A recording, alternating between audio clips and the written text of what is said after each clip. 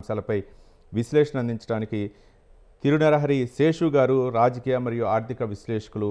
ఆయన విశ్లేషణ అందించడానికి మనకు న్యూస్ కేఫ్లో సిద్ధంగా ఉన్నారు. శేషు గారు నమస్తే. శేషు గారు ఆర్థిక రాజకీయ విశ్లేషకులు. శేషు గారు నమస్తే అండి. రైట్. అమెరికా అధ్యక్షుడిగా డొనాల్డ్ ట్రంప్ పదవి ప్రమాణ స్వీకారం చేశారు. ఆయన కొన్ని ఆసక్తికరమైనటువంటి అంశాలని ప్రస్తావించారు. ఇక స్వర్ణ యుగమే అమెరికా కాబోతుంది, అమెరికా ఫస్ట్, ఇక వలసదారులను అయితే మాత్రం నివారిస్తామని చెప్పేసి కొన్ని చెప్పారు. గతంలో బైడెన్ తీసుకున్నటువంటి నిర్ణయాలను అయితే మాత్రం నిలిపివేస్తామని చెప్పారు.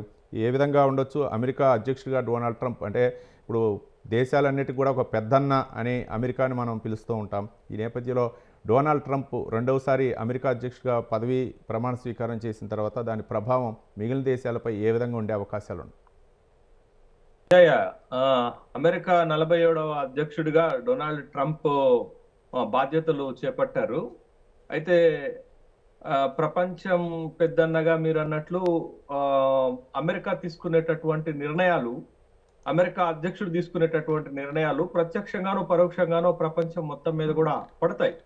కాబట్టి అమెరికా ఏం చేయబోతుంది, ముఖ్యంగా డొనాల్డ్ ట్రంప్ లాంటి ఒక వివాదాస్పదమైన దుందుడుకు నిర్ణయాలు తీసుకుంటాడు అనేటటువంటి పేరు ఉన్నటువంటి డొనాల్డ్ ట్రంప్ విషయంలో ఏం చేయబోతున్నారు అనేది ఒక ఆసక్తికరమైనటువంటి అంశమే. 2017 నుంచి 2021 వరకు మొదటిసారిగా అమెరికా అధ్యక్ష బాధ్యతలు చేపట్టినటువంటి డొనాల్డ్ ట్రంప్ తీసుకున్నటువంటి అనేక నిర్ణయాలు అప్పట్లో వివాదాస్పదమయ్యాయి. కాబట్టి ఇప్పుడు డొనాల్డ్ ట్రంప్ ఏం చేయబోతున్నాడు అనేటటువంటిది ప్రపంచవ్యాప్తంగా ఒక ఆసక్తి నెలకొల్పుతున్నటువంటి అంశం. కాబట్టి ట్రంప్ మళ్ళొకసారి తన ప్రాధాన్యత అంశాలను బాధ్యతలు చేపట్టేటటువంటి సందర్భంగా ప్రసంగించినట్లుగా మనకు కనపడుతుంది.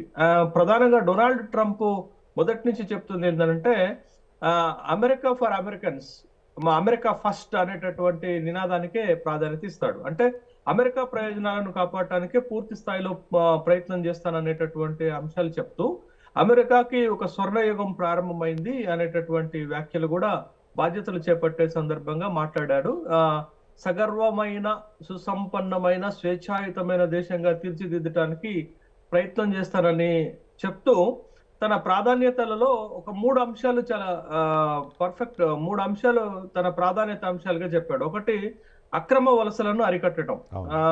ముఖ్యంగా దేశ దక్షిణ సరిహద్దులో ఎమర్జెన్సీని విధిస్తున్నానని ఒక కీలకమైనటువంటి నిర్ణయం తీసుకున్నాడు. ఇది ఒక ప్రాధాన్యత కలిగిన అంశం.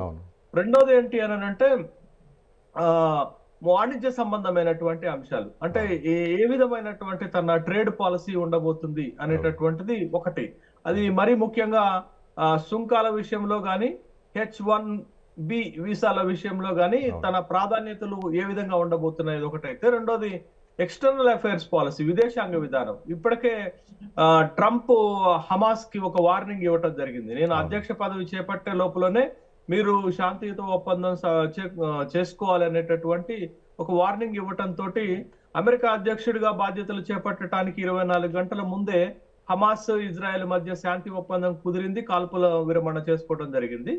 గతంలో అమెరికా అధ్యక్ష ఎన్నికల సందర్భంగా ట్రంప్ ఒక మాట చెప్పాడు, నేను అధికారంలోకి వస్తే, నేను అధ్యక్షుడిగా ఎన్నికైతే 24 గంటల్లో ఉక్రెయిన్ రష్యా సమస్య పరిష్కారం చూపెడతానని చెప్పారు.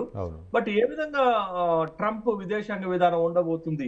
ముఖ్యంగా ట్రంప్ తన బాధ్యతలు చేపడుతున్న సందర్భంలో చేసిన ప్రసంగంలో 3వ ప్రపంచ యుద్ధం రాకుండా చూస్తానని చెప్పటంతో తన విదేశాంగ విధానం ఎలా ఉండబోతుంది, తన వాణిజ్య విధానం, ట్రేడ్ పాలసీ ఎలా ఉండబోతుంది, తన ఇమిగ్రేషన్ పాలసీ అంటే అక్రమ ఇల్లీగల్ ఇమిగ్రేషన్స్ విషయంలో ఏ విధంగా చేయబోతున్నారు అనేది ఈ 3 ప్రధానమైనటువంటి అంశాలుగా డొనాల్డ్ ట్రంప్ ముందు ఉండేటటువంటి అంశాలుగా మనం చూడాలి. రైట్. శేషు గారు, భారత్ తోటి ఏ విధమైనటువంటి సంబంధాలు ఉండబోతున్నాయి? ట్రంప్ నిర్ణయాలు భారతదేశానికి వ్యతిరేకంగా ఉంటాయా, అనుకూలంగా ఉంటాయా, నష్టం చేస్తాయా, లాభం చేస్తాయా అనేటటువంటి ఒక తీవ్రమైనటువంటి చర్చ కూడా భారతదేశ వ్యాప్తంగా జరుగుతుంది. అయితే భారత ప్రధానమంత్రికి ట్రంప్ కి మధ్య ఉన్నటువంటి ఒక కార్డియల్ రిలేషన్స్ వల్ల భవిష్యత్తులో భారత్ కి మేలు జరుగుతుందని ఎక్కువ మంది భావిస్తున్నారు. అయితే H1B వీసాల విషయంలో గతంలో ఉన్నటువంటి రిజిడిటీ తోటే ఉంటాడా, గతంలో ఉన్నటువంటి అభిప్రాయంతో ఉంటాడా, ఏమన్నా లిబరలైజ్డ్ పాలసీ తీసుకొని వచ్చేటటువంటి అవకాశం ఉందా అనేది మనం ఇంకా కొంతకాలం వేచి రైట్. చూడాల్సిన రానున్న రోజుల్లో చూడాల్సిన అవసరం ఉంది.